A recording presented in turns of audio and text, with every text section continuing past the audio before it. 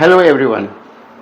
I profusely thank everyone who is here and uh, across the globe, the academic community which supported me and expressed solidarity for all these 10 years. Today I would like to say a few words about academic freedom through my experience. When I was attacked, arrested, and wrongfully confined, the context in which it was done all are related in one way or the other with academic freedom. One question comes before us is that after all, why I have been wrongfully confined in a prison in a small undercell for such a long period. See, this has a relationship with the academic freedom.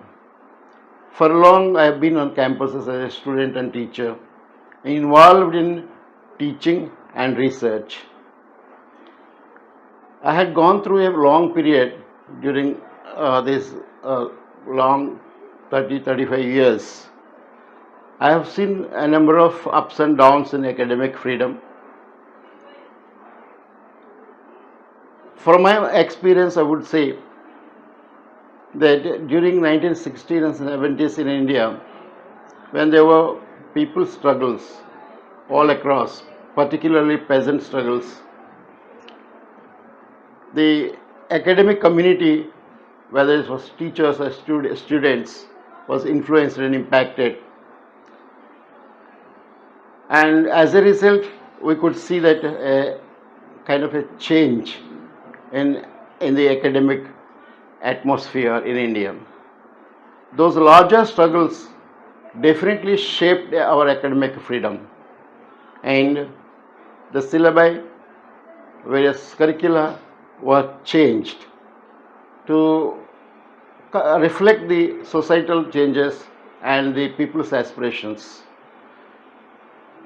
A huge number of our teachers who were involved in during 70s and 80s particularly changed the colonial academic structure and moved towards people's struggles, and which liberated the ideas of the academia, and there were attempts and also successfully moved into, you can see to study the the society towards a kind of egalitarian society. One such example you can find in uh, subaltern studies, but there are many across the academia. And again, another sea change that I saw, and academic freedom was allowed, not only just allowed, it was seized by the academic community during 90s. If you see that background, the background of that changes, you could see again a vast kind of peasant struggles, Dalit struggles, women struggles, and all these movements, including the Adivasi struggles, reflected in 1980s, which shaped the curricula and also the academic freedom that we enjoyed for a long time.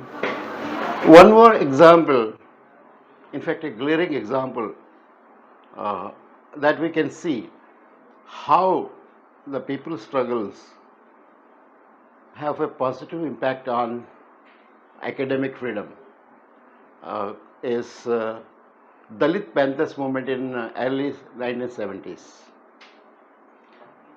Dalit Panthers raised fundamental questions that were not questioned before, and as a result of Dalit Panthers movement, a new kind of literature emerged. Before that, Dalits were never allowed to write uh, in the way in which they wanted to. even a few Dalits who wrote, they had to follow the traditional methods, traditional forms. But Dalit Panthers movement brought a big change in writing, creative writing, or academic writing, or any kind of writing in India. That got reflected, that started got reflected in academic circles, in academia, from 1980s onwards, and particularly by 90s. This led to the inclusion of Ambedkar's writings in studies, in the content of syllabi across the streams of study, and Dalit literature started being taught. In fact, the Dalit writers who wrote during and after the peak of Dalit Panthers movement got a kind of an iconic figuring in the syllabi of various courses, and that gave a kind of a liberation to the academic freedom, and the communities that started entering into the universities, into the higher education, either as teachers or students, felt liberated to study and do research in Dalit literature. This is a glaring example in India where the people's movements help the academic freedom and liberate the academic atmosphere from the clutches of the tradition, conservatism, and Brahminism in India. It was a constant conflict and struggle. Of course, it's not just so easy to bring in the societal changes and the aspirations of the people into the academic arena. But at the same time, there was success, and the entire scenario changed. You could see, I'll give you one or two examples, like in social sciences and in humanities. What is being taught, what is being studied, and what is being researched changed to a large extent. One example which I can tell you from my personal experience was the English departments. The English departments in India for a long time, since colonial period, remained very traditional, conservative, and even anti-people. British literature was the only kind of literature that was to be studied. But because of these movements, people's movements, and also the academics, those who were influenced and came from those struggles, they changed the departments, and then from traditional British literature to the study of literatures in Indian languages and literatures written in Africa in English, Latin America, and others are reflected. And the dominant mode of English literature, with Shakespeare as the center, was changed to even include Dalit literature in translation, and women writings were included, and all research shifted from the British and American literatures to the Indian literatures. I give these examples to show how I experienced through these changes because of the people's struggles, the larger people's struggles. And if you see the point,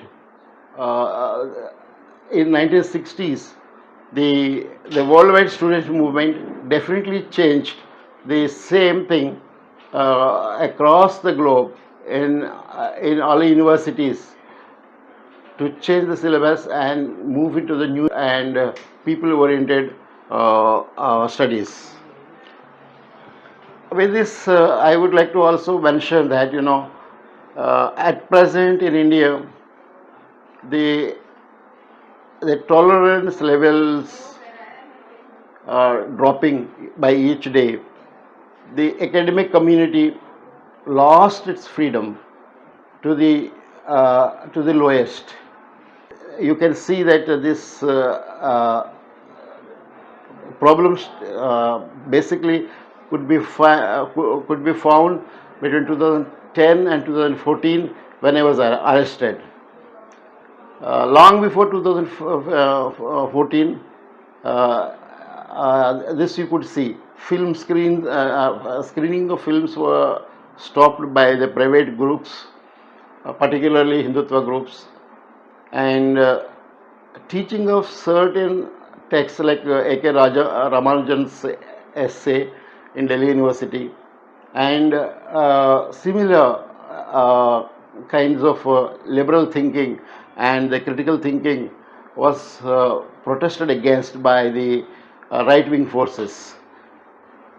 And during this period that we started in Delhi University, but it's not confined to Delhi University, it went and reflected across the universities in India, where we started opposing the Salvajudum and Operation Green Hand, which were targeted to attack the Adivasis and their forests, their villages.